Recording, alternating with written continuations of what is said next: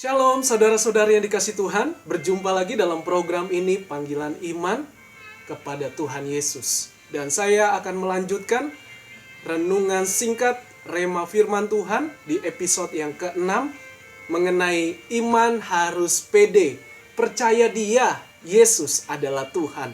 Apapun kondisi keadaan kita mungkin belum berubah, belum ada jawaban doa, tetaplah beriman. Karena iman itu mengajarkan kita harus percaya. Sebab apa? Allah ada. Bahwa Allah akan memberi upah kepada orang yang sungguh mencari Dia. Percayalah, berimanlah, karena dalam iman ada sesuatu rencana Allah yang indah. Jadi saudara, sebelum kita membaca renungan firman dan mendengarkan, terlebih dahulu kita berdoa. Haleluya. Tuhan Yesus, terima kasih kami datang kembali kepadamu, kami mengandalkan Engkau. Kami perlu Roh Kudus, Roh Allah yang berbicara tanpa batas, melebihi hamba-Mu ya Tuhan, hamba hanya alat. Berkati Tuhan kami yang mendengar, sehingga goncangan apapun yang kami hadapi, badai kehidupan apapun ya Tuhan, kami tetap beriman. Karena iman melakukan sesuatu yang besar yang Tuhan sanggup lakukan. Dan kami manusia yang tidak ada apa-apanya, Tuhan sanggup menyediakan yang terbaik. Terima kasih Tuhan Yesus, urapi hamba-Mu. Biarlah semua hanya untuk kemuliaan Tuhan. Haleluya. Amin. Mari saudara-saudari kita buka Alkitab kita, Ibrani pasal 11 ayat yang ke-17 sampai ke-19. Saya akan bacakan. Karena iman, maka Abraham tatkala ia dicobai mempersembahkan Ishak, ia yang telah menerima janji itu rela mempersembahkan anaknya yang tunggal. Saudara, kita belajar dari iman Abraham yang disebut di Alkitab Bapa orang percaya. Iman Abraham ini dibilang atau dikatakan ia dicobai.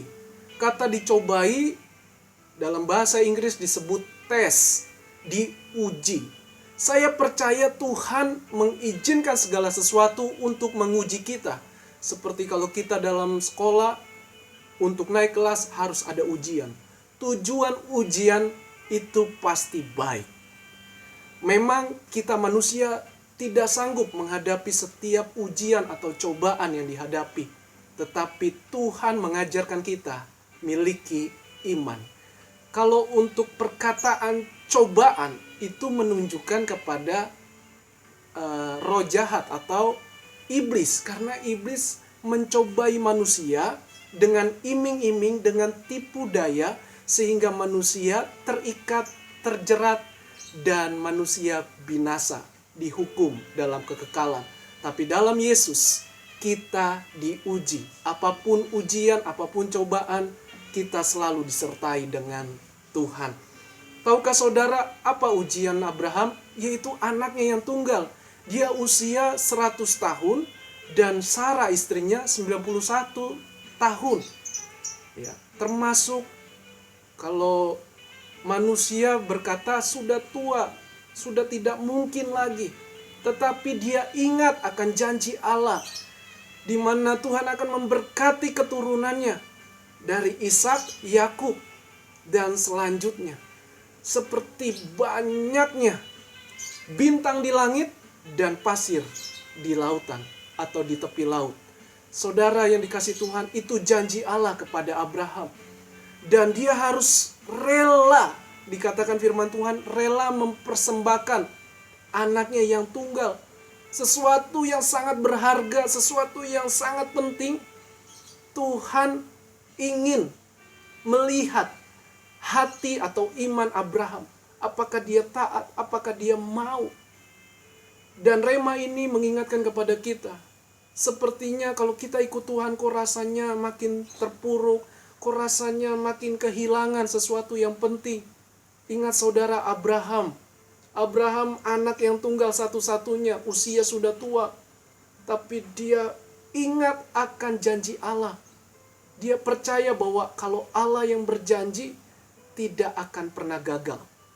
Tidak gagal.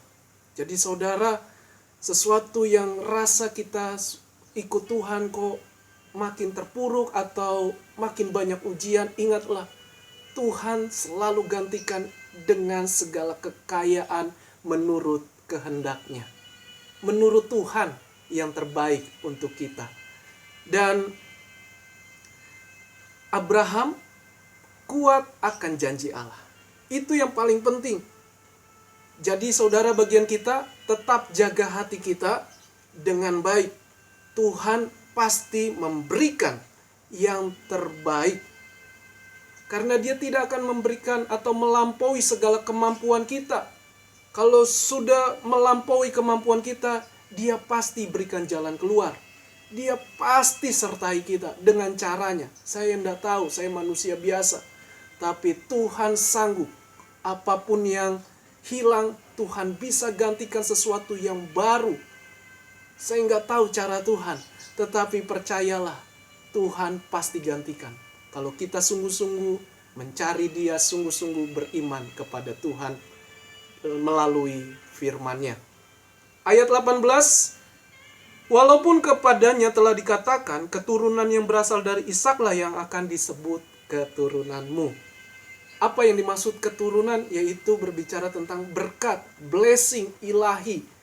Blessing atau favor atau kemurahan Tuhan itu hanya didapatkan kepada orang-orang yang beriman, yang sungguh-sungguh kepada Dia. Berkat Tuhan itu luas, baik dalam roh, jiwa, tubuh, dan materi. Jadi begitu luas saudara. Kalau ada penyertaan Tuhan sampai hari ini, berarti saudara dalam blessing Tuhan, kemurahan Tuhan, favor Tuhan. Saudara masih dengar firman, masih percaya janji Tuhan, itulah favor, kemurahan Tuhan. Ada waktunya Tuhan pasti memberkati kita. Sehingga kita tidak perlu dengan susah payah mengusahakannya. Karena keturunan Ishak atau keturunan ilahi, itulah yang diberkati Tuhan. Berkatnya beda, berkat Ismail dari Hagar atau budaknya dengan berkat Ishak, anak perjanjian. Sama-sama diberkati, tetapi yang memiliki blessing adalah berkat keturunan Ishak sampai kepada kekekalan. Dan ayat 19 dikatakan, karena ia berpikir bahwa Allah berkuasa membangkitkan orang-orang sekalipun dari antara orang mati, dan dari sana ia seakan-akan telah menerimanya kembali. Saudara, Abraham berpikir Tuhan bisa membangkitkan orang mati. Apalagi janjinya, pasti Tuhan akan tepati. Mungkin tidak secara hurufiah, membangkitkan selalu orang yang sudah mati. Tetapi apapun yang mati, mungkin ekonomimu, mungkin keluargamu yang sudah rusak, Tuhan bisa pulihkan. Asalkan tetap beriman, tetap percaya janji Tuhan. Misalkan penyakitmu belum sembuh-sembuh, sudah dibawa kemanapun, tetap beriman. Iman itu dari hati percaya. Sesuatu yang kita tidak mampu, Tuhan mampu lakukan. Itulah iman kita. Alami saudara yang dikasih Tuhan. Dan ingatlah, Abraham telah melihat kuasa, otoritas Tuhan, kemuliaan Tuhan yang begitu besar, yang tidak tertandingi dengan kuasa apapun. Nama di kolong langit, di bumi ini, di bawah langit pun tidak ada yang bisa mengalahkannya. Dia punya otoritas, kuasa, sehingga dasar kita, iman kita semakin dibangkitkan Tuhan.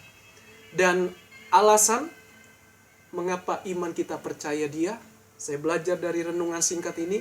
Yang kesatu adalah Tuhan pasti menyediakan menurut kekayaan dan kehendaknya. Apapun hasilnya, Tuhan pasti akan berikan kita damai sejahtera. Ingat, kekayaan yang Tuhan maksud jauh berbeda dengan pandangan manusia. Manusia hanya melihat sebatas di mana dia bisa pahami, dia bisa ketahui. Tapi Tuhan melampaui dari segala-galanya. Jadi saudara, ingat, kita selalu ada damai Tuhan yang Tuhan kasih kepada kita dunia yang tidak dimiliki. Damai dunia jauh berbeda dengan damai Tuhan. Jadi yang kedua, alasan iman kita percaya kepada Tuhan Yesus, yaitu Tuhan pasti melakukan segera dan bertanggung jawab atas ciptaannya.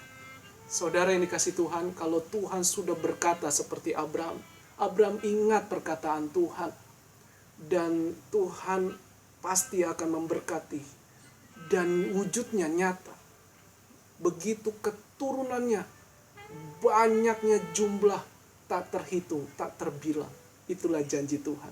Sesuatu yang sudah tua, yang tidak mungkin, Tuhan bisa lakukan segera. Kalau Tuhan sudah berkata, tidak ada yang bisa menggagalkan, membatalkannya. Dan Tuhan pasti bertanggung jawab. Saudara, kalau banyak perkataan orang yang mungkin menjatuhkanmu, enggak mungkin berubah, enggak mungkin berhasil, sudahlah, dirimu sudah gagal, dirimu sudah cacat, dirimu sudah rusak, enggak mungkin bisa. Tapi kalau saudara saat ini beriman, ya, aku percaya Tuhan sanggup memulihkan. Sekalipun aku sudah rusak, sekalipun aku sudah tidak berdaya, Tuhan sanggup membuat sesuatu. Itulah iman. Percaya saudara karena firman, karena perkataan Tuhan. Dan yang ketiga, kuasa imanmu menciptakan ketidakmustahilan. Tahukah saudara, Tuhan ahlinya, Dia otoritas, Dia penuh kuasa. Imanmu dibangkitkan untuk menciptakan sesuatu yang tidak ada menjadi ada. Itu saja, saya percaya Roh Kudus lebih lagi bekerja, lebih lagi berbicara kepada saudara. Ingatlah, miliki iman di dalam Kristus dan jangan menyerah. Tuhan Yesus memberkati kita semua. Shalom, haleluya.